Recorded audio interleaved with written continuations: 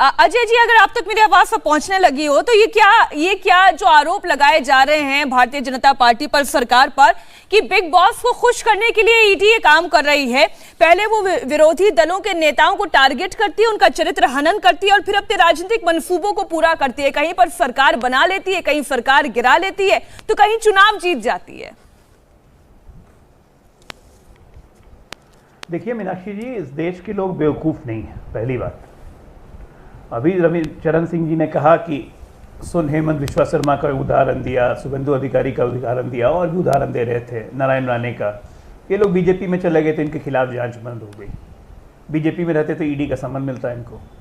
तो ये कहीं ना कहीं तो ये स्वीकार कर रहे हैं ना कि ये लोग, या अभी जितने रेड्स पड़ रहे हैं उसमें कहीं ना कहीं दोष साबित होता है।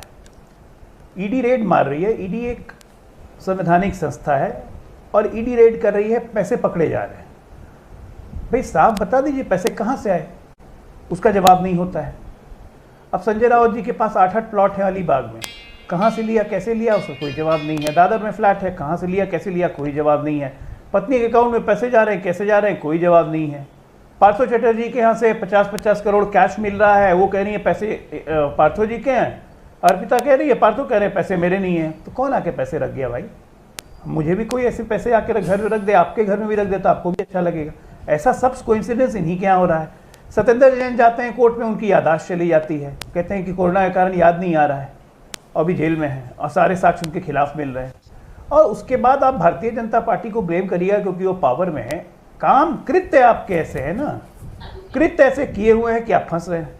अगर आप नहीं फंसते तो ईडी की जांच है तो है, आप बिल्कुल बेदाग होकर निकलेंगे।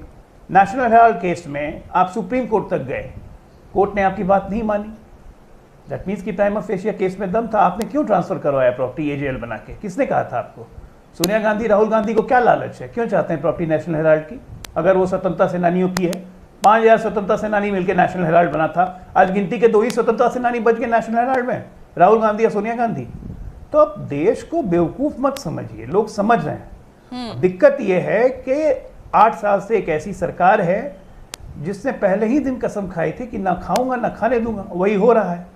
अब जितना खाया हुआ वो निकलवा रहे हैं तो आपको दर्द हो रहा है। नहीं, ये बात तो दर्द हो रहा है तो आप विक्टिम कार्ड खेल रहे हैं। ये तानाशाह सरकार है। बिल्कुल सही कह रहे हैं स्वयं प्रकाश पुरोहित जी। मुझे बताएं कि क्या गलत कह रहे हैं पुरोहित जी, ये बताएं ना। अजय आलोक जो कह रहे हैं कि अब पैसा निकल रहा है तो मतलब किसी का तो पैसा है।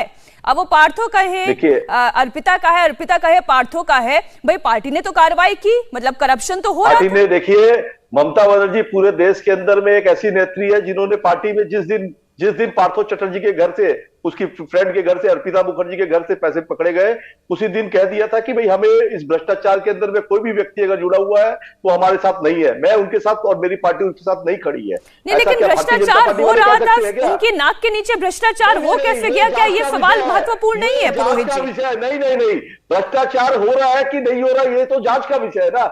बात है पैसे पकड़ी गई, अभी मुद्दा क्या है? सर सुनिए ना, सर सुनिए, एक नंबर पे क्या आपके घर के किसी कोने में इतना करोड़ रुपया पड़ा है? नहीं ना।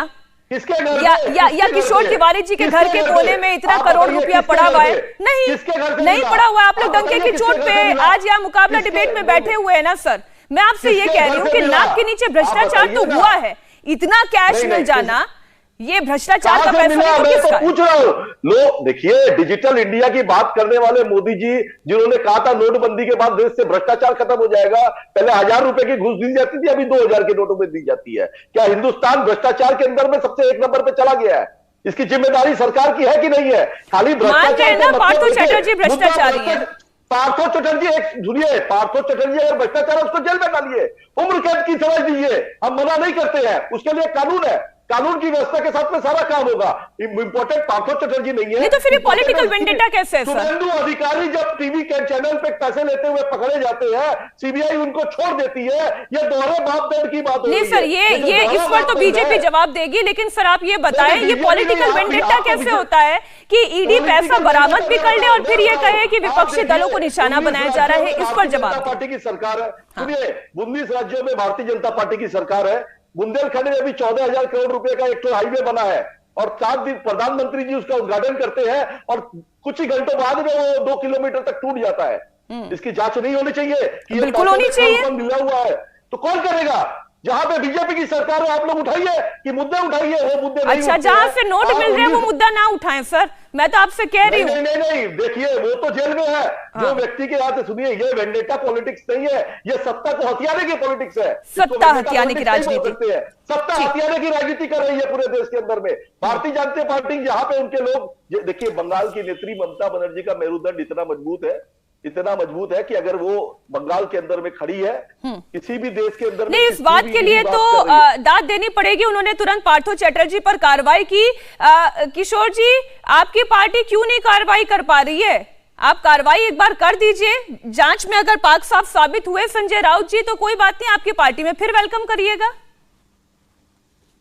हाँ, मुझे अवकाश के बाद बोलनी थी, लेकिन आवाज ठीक नहीं आ पा रही है, पीसीआर से थोड़ा ठीक करवाएं। किशोर जी अपनी बात एक बार फिर बोले। बोले आप बोले। आवाज सुने नहीं आ रही? हाँ अब ठीक है, अब बेटर है, बोले। हाँ, ये देखो, मैं जो बोल रहा हूँ कि ये बीजेपी जो है वो, जैसा चरण सिंह छापरा ने बोला कि